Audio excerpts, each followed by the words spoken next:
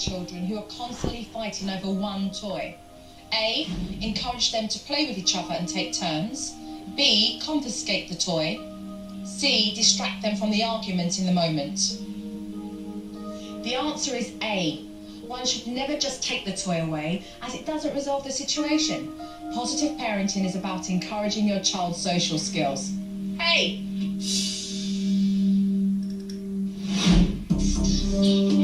Because these kids are fearful of being separated from their parents, it's meant that bedtime has been like a circus for this family, so I need to deal with it head on. We're going to do the sleep separation technique.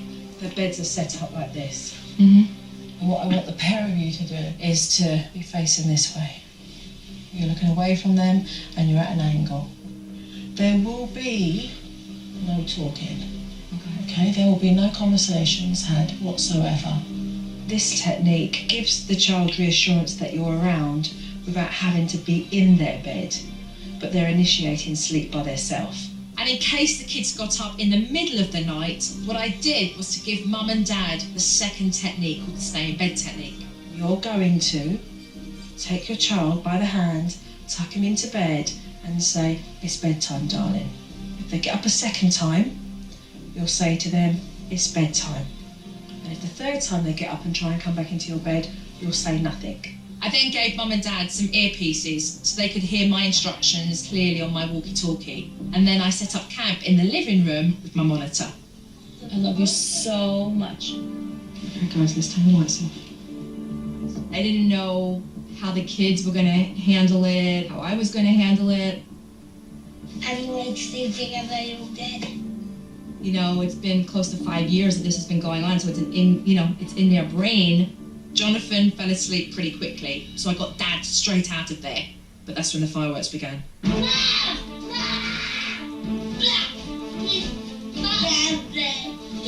Aside from everything else, Mum was just worried that the screaming was going to wake up Jonathan, and then there would be two kids screaming.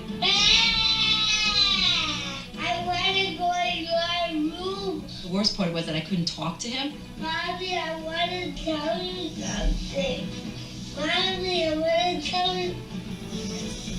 I felt really bad that I couldn't communicate to him why this was happening, why I was doing this. As you know now, he's desperate for the communication, but he needs to learn this is nighttime, and nighttime means no conversation, it means bedtime.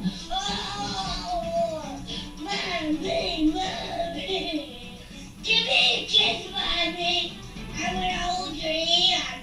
Okay, so you're doing real good. If Joe was not talking to me in the earpiece, I would have definitely crashed. I wouldn't have made it through. Get peacefully asleep. You might as well come on. After 90 minutes, both boys were asleep. But inevitably, they were going to wake up in the middle of the night like they've done for years. So tonight, when you retire off to bed, when the kids do come in, what you're going to do is to adopt the stay in bed technique. Basically, we just can't hold their hands, walk around into bed and say, "Good night, darling." And that's it. Second time, good night. Third time, nothing. Yeah. Shortly after midnight, Dad got a chance to do the second technique. How are you? Remember the technique? Come back to the floor. Greg, you're not doing it properly. Remember, don't panic. You just be very quiet. You're like, shh, shh, you're doing all this. Shh, shh, shh. You just take them and say, "It's bedtime, darling." It's okay. And tuck them into bed, okay? And then Jonathan started to call Mum's name from his bed. And that's when Mum's heart started to break. But can we go over there and like soothe him? Even though he's in his bed? Do you think that anything you do will soothe him? What do you think will soothe him right now? You think that's enough? What does he want? What soothes him? Going to sleep in our bed. Soothe him? And you walk out the room and he'll cry again. That's what he wants, is in bed. He wants your bed.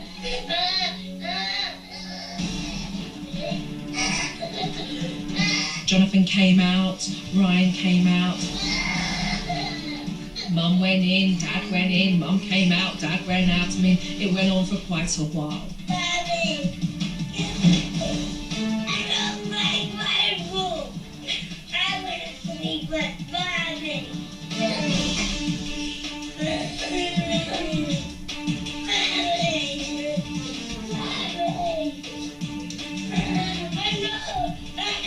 They were crying, they were upset. It was definitely hard.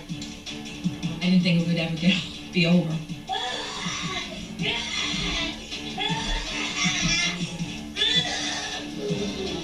I don't want to sleep in my bed. These parents did stick with the stay in bed technique and they took the child back into their bed.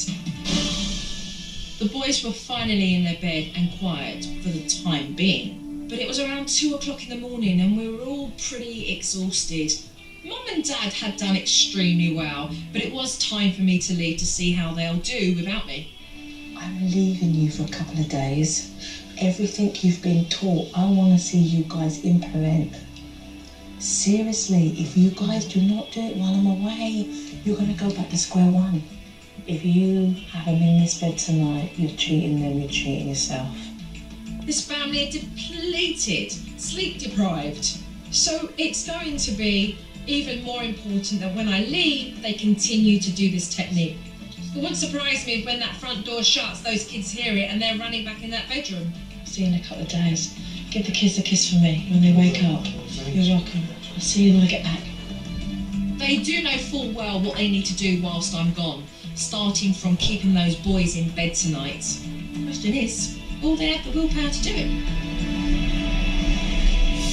Coming up on SuperNanny.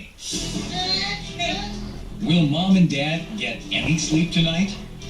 And John tests Mom's patience. There are no lollipops. I You want just a lollipop!